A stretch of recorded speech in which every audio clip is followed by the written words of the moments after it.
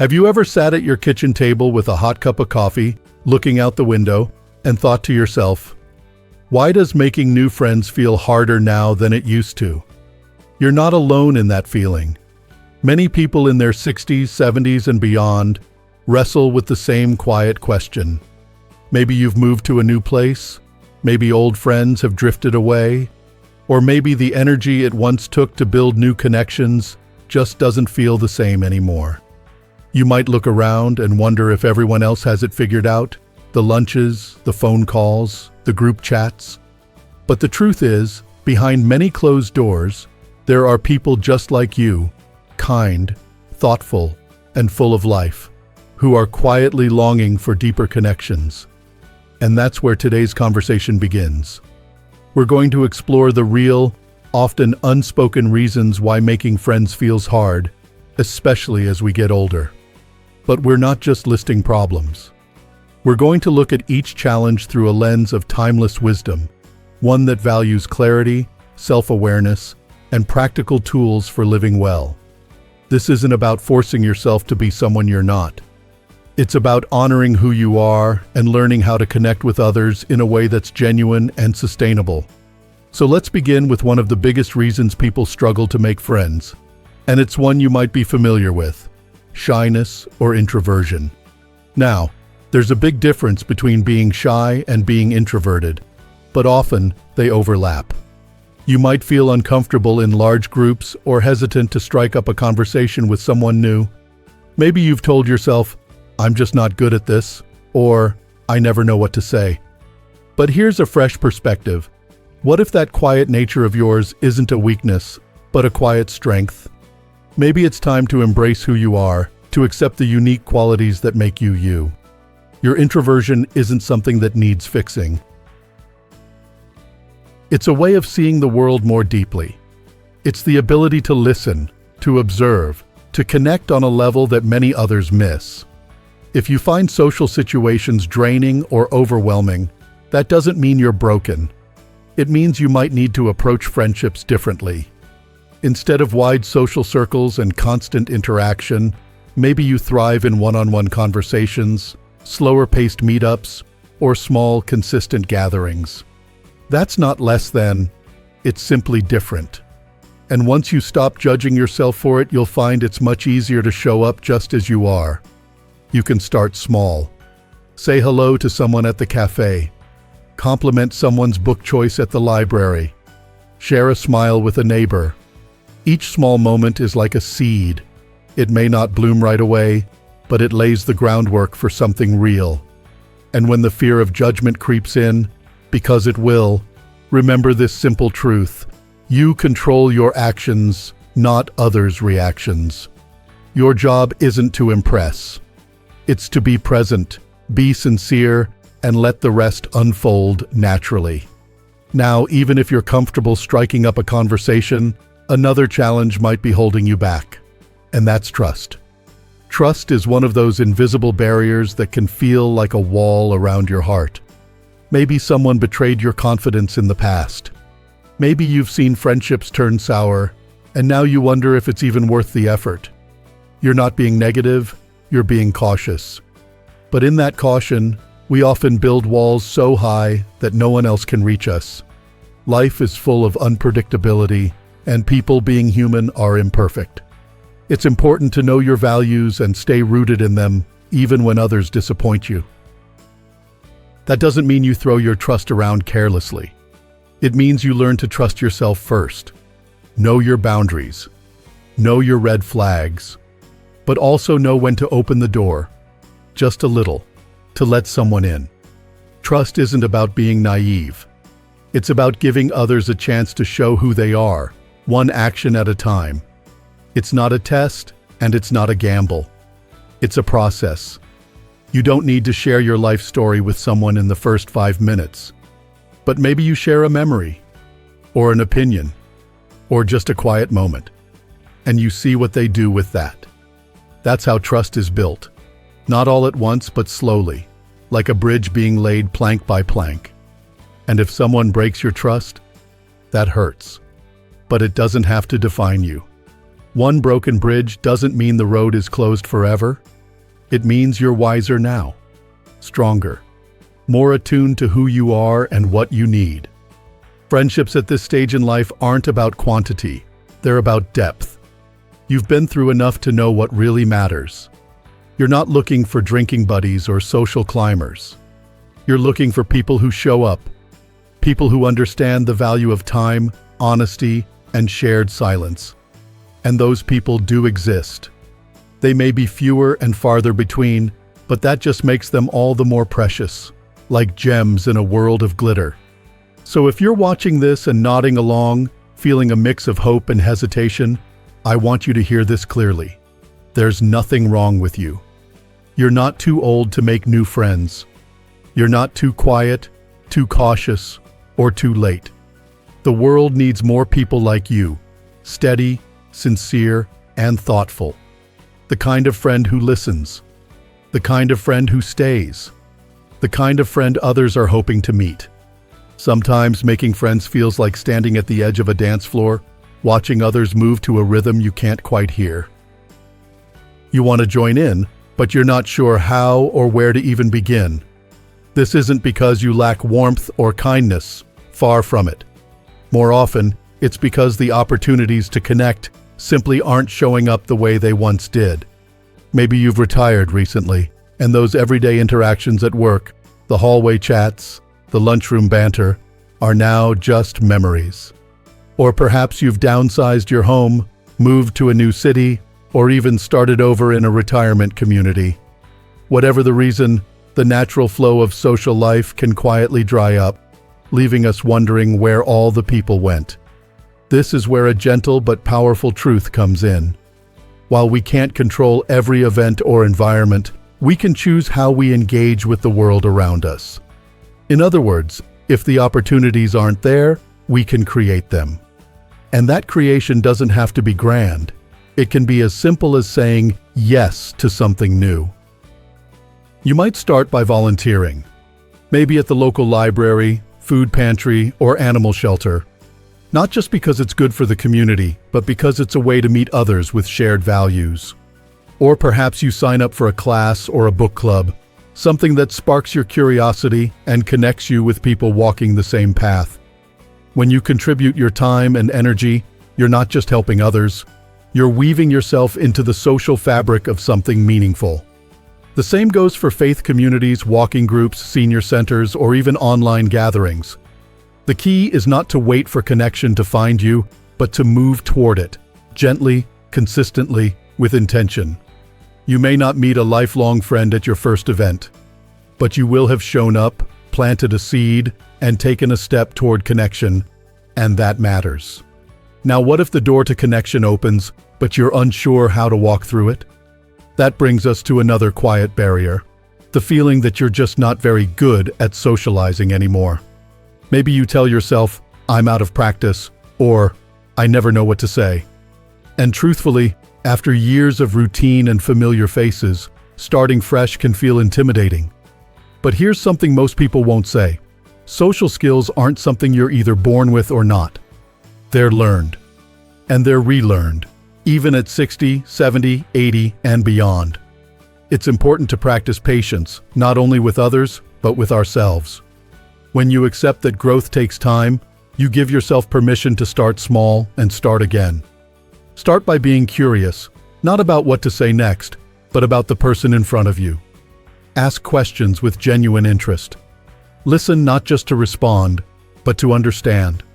When you listen deeply, you stand out in a world that often talks over itself. People remember those who make them feel seen. And more than wit or clever stories, that's what builds connection, presence, attention, care. And here's another truth. Not every conversation will be smooth. Some may feel awkward. Others might go nowhere. That's okay. Not every action leads to the result we want, but every step forward holds its own value. Each conversation is practice. Each smile, a spark. And slowly, with time, you'll find your confidence growing. Not because you've become someone else, but because you've become more comfortable being exactly who you are. Still, Even with effort and openness, friendships can be interrupted by life's deeper shifts, one of the biggest being a change in where and how we live. Maybe you've sold your home and moved in with your adult children. Maybe your spouse has passed, and your household feels much quieter now. Maybe you're navigating health changes or transitioning into assisted living. These are big moments, emotionally, physically, and socially. And during times like these, it's natural to feel a sense of disconnection. Your environment has changed, but your desire for companionship hasn't. You might find yourself surrounded by people, family, caregivers, staff, and yet still feel alone. That loneliness isn't a failure. It's a signal, a quiet nudge that says, you still have room in your heart for connection. Loss and change are part of the human experience. But what truly shapes our path forward is how we respond, not just what happens. When life rearranges your world, it also invites you to rearrange how you seek connection. Maybe it's not about rebuilding your old social circle. Maybe it's about planting new roots, one conversation at a time. That might mean introducing yourself to someone else in your new community. It might mean calling a neighbor you haven't spoken to in years. It might even mean being vulnerable with your adult children, sharing that you're feeling a little isolated and would appreciate their support in finding new spaces to connect. Vulnerability, as uncomfortable as it can feel, is the soil from which trust and friendship grow. Real strength isn't about hiding your feelings. It's about honoring them, understanding them, and using them as fuel for forward motion. You're not starting over. You're continuing your story, a story filled with wisdom, resilience, and an openness to keep connecting, even in new chapters. Change can be unsettling, yes, but it can also be the spark that leads you to people and experiences you never would have met in your comfort zone. As we go through life, our priorities shift, and that's not a bad thing. In fact, it's entirely natural. In your 20s or 30s, friendships may have formed around shared adventures, raising families, or busy workplaces. But as time moves forward, those circles can quietly loosen. Careers end. Children grow up. Your time and energy become more precious, more focused. You may find yourself putting energy into health, caregiving, or simply savoring peace after decades of noise. And while those choices are meaningful and valid, they can also lead to fewer social interactions. Sometimes, it's not that we don't want friends. It's that we no longer build our days around situations where friendships tend to form. But here's something worth remembering. Life has its own rhythm, and part of living well is learning to accept its flow with grace, not resistance. Everything, even connection, has seasons. Some friends may stay, some may drift. Others may come into your life now precisely because of who you've become. That's why it's okay to seek fewer friendships as long as they're deeper ones. Your time is valuable. Your energy is limited. You don't need a crowd. You need resonance. One friend who understands your values is worth more than 10 who simply pass the time. You're not failing if your circle has grown smaller.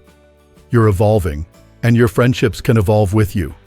Still, even the most balanced life can feel heavy when your inner world is burdened. That brings us to something we rarely talk about out loud: your mental well-being. Whether it's anxiety, depression, grief, or even a general sense of fatigue, these invisible weights can make reaching out feel like climbing a mountain. And yet, it's in these moments that connection becomes not just helpful, but healing. You're not asked to ignore your pain. You're invited to face it with calm, clear eyes. Feeling low isn't weakness. It's human. When you're down, it's easy to believe you're alone in it. But the truth is, so many others, even those who seem perfectly fine on the outside, are carrying similar feelings. That awareness alone can open a door. If you find yourself withdrawing, losing interest in conversations, or questioning your own value in friendships, take a breath. Begin with the smallest step: presence. Be fully there even for 5 minutes. For the sunrise. For a neighbor's hello. for the sound of music you love. Let that presence remind you that you are still here, still part of this world, and still capable of connecting. You might also explore meditation or simple breathing practices, not to become someone else, but to reconnect with yourself. Mental clarity is the soil where calm friendships grow. When you find peace within, you become someone others feel safe around. You become steady, like a lighthouse in a storm, a presence people quietly appreciate, even if they can't always say why. Now, some of you might be thinking, but I'm just too busy. And that's valid. Even in retirement, life can feel full. Errands, appointments, family obligations, health routines. The hours slip by, and before you know it, another week has passed without a meaningful conversation.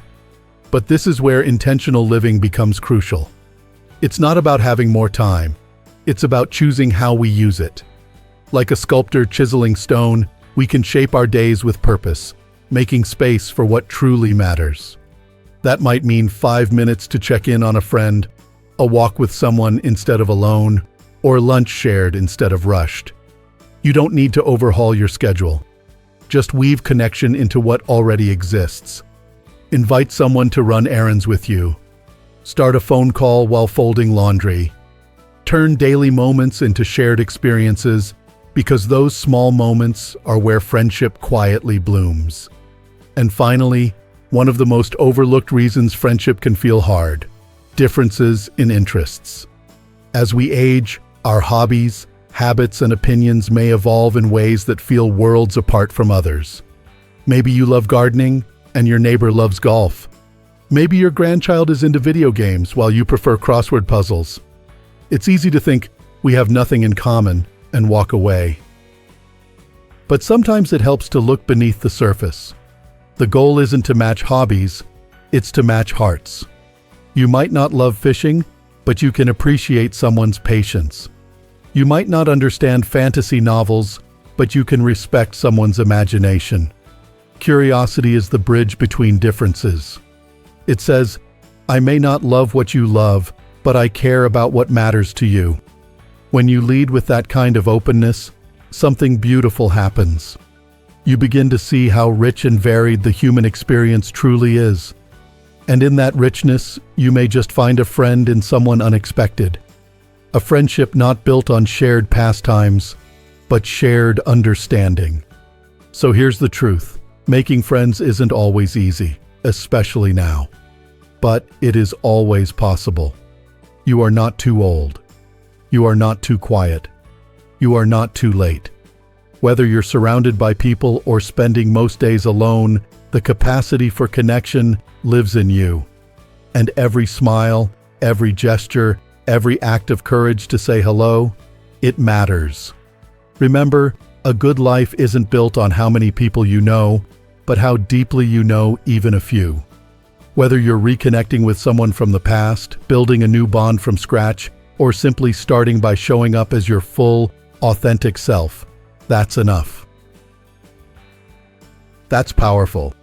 You're still learning, still growing, still worthy of the kind of friendship that feels like home. So, if something today spoke to you, if you saw even a small part of yourself in these words, consider leaving a comment below.